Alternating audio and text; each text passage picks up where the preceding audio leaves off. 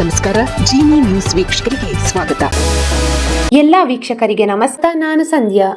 ಜಪಾನ್ನ ದಕ್ಷಿಣ ಭಾಗದ ಕ್ಯೂಶು ದ್ವೀಪದಲ್ಲಿರುವ ಕುಮಾಮೋಟೋ ಪ್ರಾಂತ್ಯದಲ್ಲಿ ಸಂಭವಿಸಿದ್ದ 7.1 ತೀವ್ರತೆಯ ಪ್ರಬಲ ಭೂಕಂಪದಿಂದಾಗಿ 13 ಜನ ಸಾವನ್ನಪ್ಪಿದ್ದಾರೆ ಎಂದು ಪ್ರಧಾನಿ ಸನಾಯೆ ತಕೈಚಿ ಅವರು ನೀಡಿರುವ ಮಾಹಿತಿಯ ವರದಿಗಳು ತಿಳಿಸಿವೆ. ಯುಎಸ್ ಜಿಯೋಲಾಜಿಕಲ್ ಸರ್ವೆ ಪ್ರಕಾರ ಭೂಕಂಪದ ತೀವ್ರತೆಯು 6.8 ರಷ್ಟಿದ್ದು 10 ಕಿಲೋಮೀಟರ್ ಆಳದಲ್ಲಿ ಸಂಭವಿಸಿದೆ. ಆದರೆ ಆರಂಭಿಕ ವರದಿಗಳು ಇದು 7.1 ತೀವ್ರತೆ ಹೊಂದಿತ್ತು ಎಂದು ತಿಳಿಸಿವೆ. ಮಂಗಳವಾರ ಮಧ್ಯಾಹ್ನ 4:27ಕ್ಕೆ ಸಂಭವಿಸಿದ ಈ ಪ್ರಬಲ ನಡುಕದಿಂದಾಗಿ ಹಲವೆಡೆ ಬೆಂಕಿ ಕಾಣಿಸಿಕೊಂಡಿದ್ದು, ಹಲವೆಡೆ ಕಟ್ಟಡಗಳು ಕುಸಿದಿದ್ದು, ಸೇತುವೆಗಳು ಜಖಂಗೊಂಡಿವೆ ಮತ್ತು ಗೂಡ್ಸ್ ರೈಲುಗಳು ಉರುಳಿ ಬಿದ್ದಿವೆ.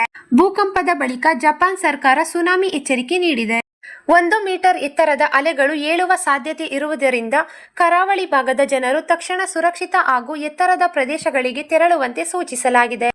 ಭೂಕಂಪದ ಬಳಿಕ ಪರಮಾಣು ವಿದ್ಯುತ್ ಸ್ಥಾವರಗಳಲ್ಲಿ ಯಾವುದೇ ತಕ್ಷಣ ಅಸಹಜತೆ ಕಂಡುಬಂದಿಲ್ಲ ಎಂದು ಪರಮಾಣು ನಿಯಂತ್ರಣ ಪ್ರಾಧಿಕಾರ ತಿಳಿಸಿದೆ. ಆದರೂ ಪರಿಸ್ಥಿತಿಯ ಮೇಲೆ ಅಧಿಕಾರಿಗಳು ನಿಗಾ ವಹಿಸಿದ್ದಾರೆ. ಕುಮಾಮೋಟೋ, ನಾಗಸಾಕಿ, ಕಾಗೋಶಿಮಾ, ಫುಕುಓಕಾ, ಸಾಗಾ, ಓಯಿಟಾ ಹಾಗೂ ಮಿಯಾಜಾಕಿ ಸೇರಿದಂತೆ ಹಲವು ಪ್ರಾಂತ್ಯಗಳಿಗೆ ತುರ್ತು ಎಚ್ಚರಿಕೆ ನೀಡಲಾಗಿದೆ. ಇದು ಒಂದು ವಾರದೊಳಗೆ ಜಪಾನ್ನಲ್ಲಿ ಸಂಭವಿಸಿದ 2ನೇ ಪ್ರಬಲ ಭೂಕಂಪವಾಗಿದೆ. ಜೂನ್ 25ರಂದು ಉತ್ತರ ಜಪಾನ್ನಲ್ಲಿ 7.2 ತೀವ್ರತೆಯ ಭೂಕಂಪ ಸಂಭವಿಸಿ ಹೆಚ್ಚಿನ ಹಾನಿ ಆಗಿರಲಿಲ್ಲ. ಈ ದಿನದ ನಿರಂತರ ಸುದ್ದಿಗಳಿಗಾಗಿ ವೀಕ್ಷಿಸುತ್ತಿರಿ ಜೀನಿ ನ್ಯೂಸ್. ನಮಸ್ಕಾರ.